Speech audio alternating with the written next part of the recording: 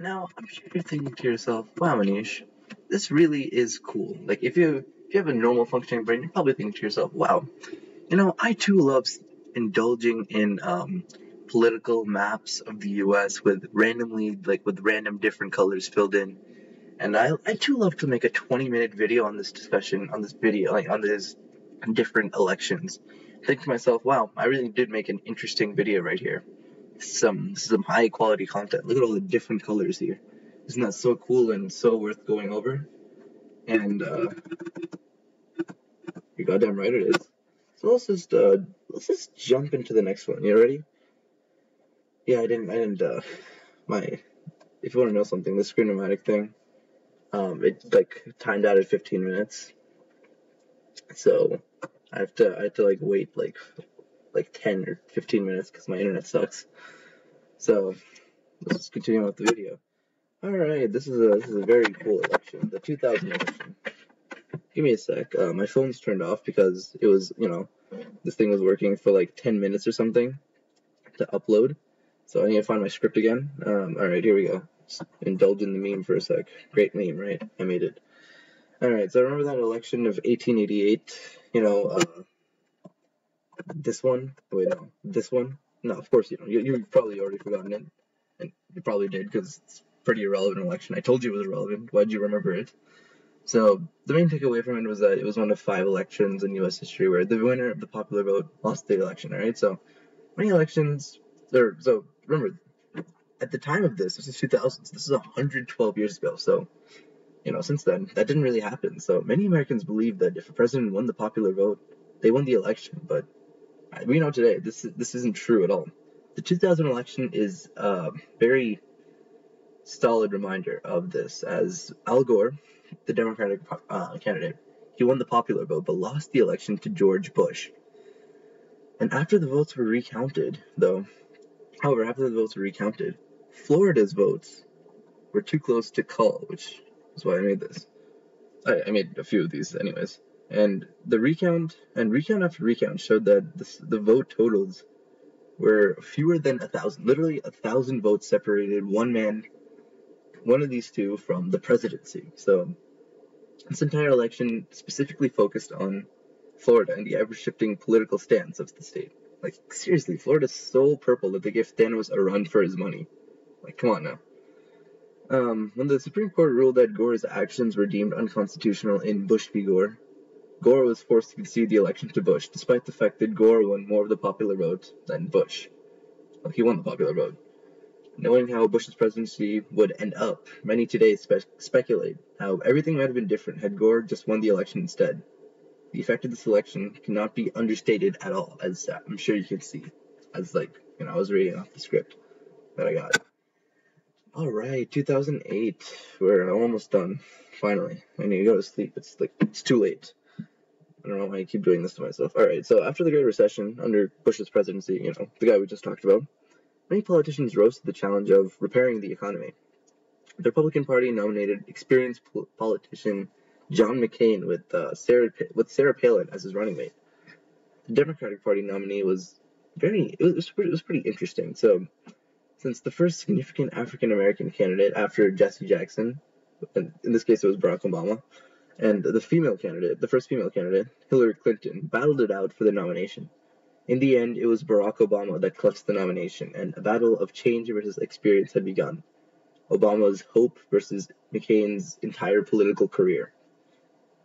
This election is significant as it marks the election of the first African American president in U.S. history. And it was also historic African American voter turnout, which go figure. Obama's total vote count of 69.5 million votes is the largest amount of votes in U.S. history. No candidate after 2008, including Obama himself, would beat this number. So, even today, it's still the highest. And Obama also won some pretty unusual states, I guess, that you wouldn't expect, like North Carolina, Indiana, Iowa, and Nebraska's 2nd district. So I just, those areas are a lot more conservative, so when I was researching this, I just kind of found it surprising.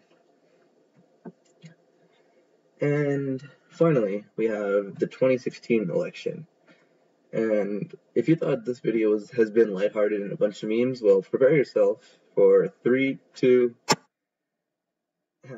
yeah. So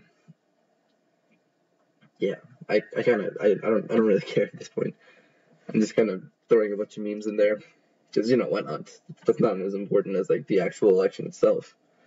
I mean, so okay. Anyways, we all know about this election, and I think it makes more sense to rename if I were to rename this election as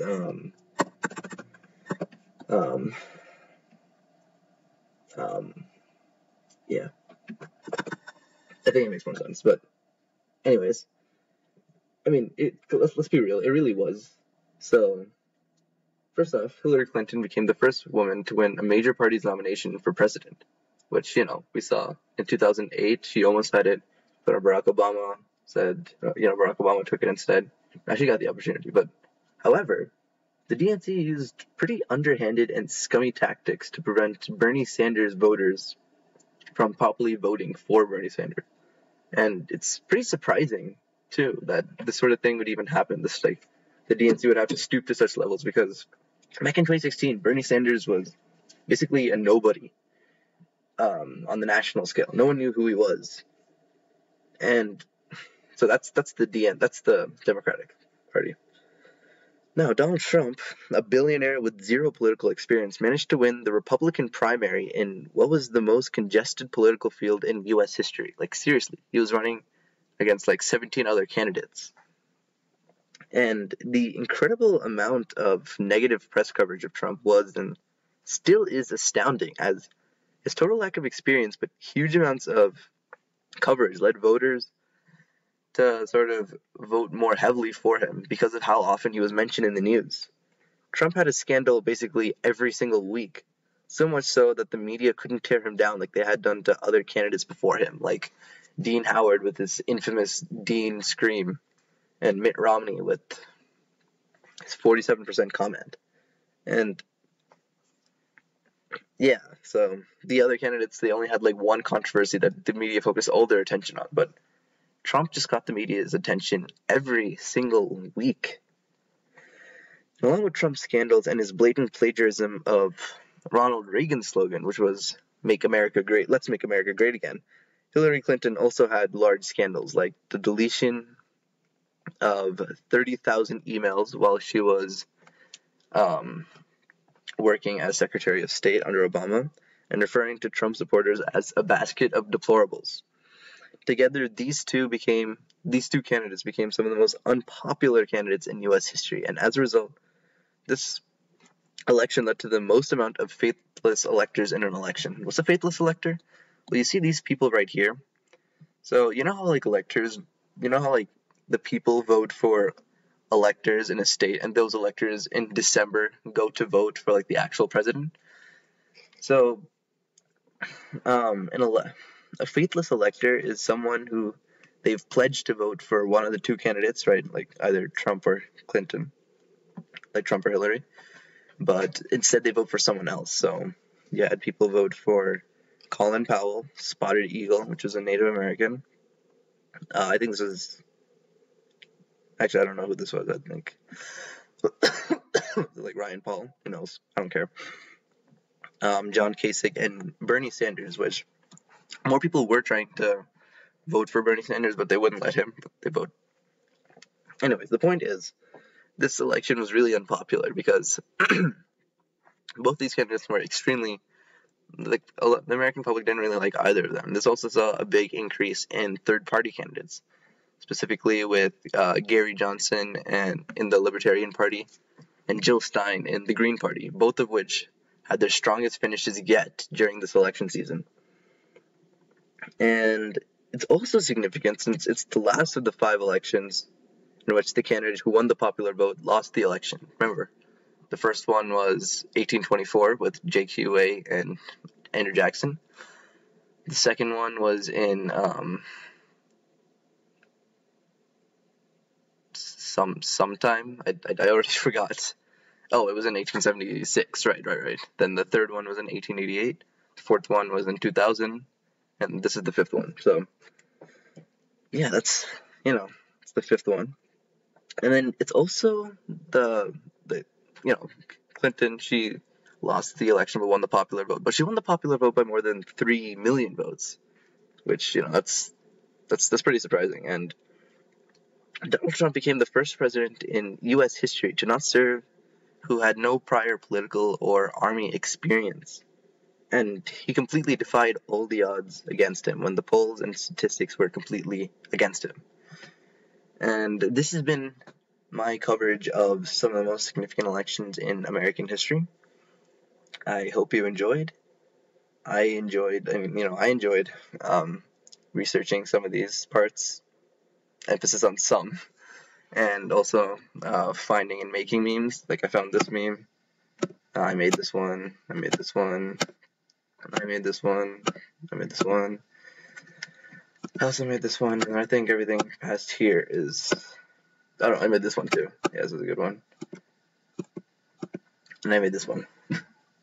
Not that you care, but I'm just saying. And yeah, this has been Significant Elections in American History. Hope you enjoyed, hope you had fun, hope you learned something, and don't forget that if you're ever trying to convince people of a certain subject, if you're ever trying to teach them, just use memes.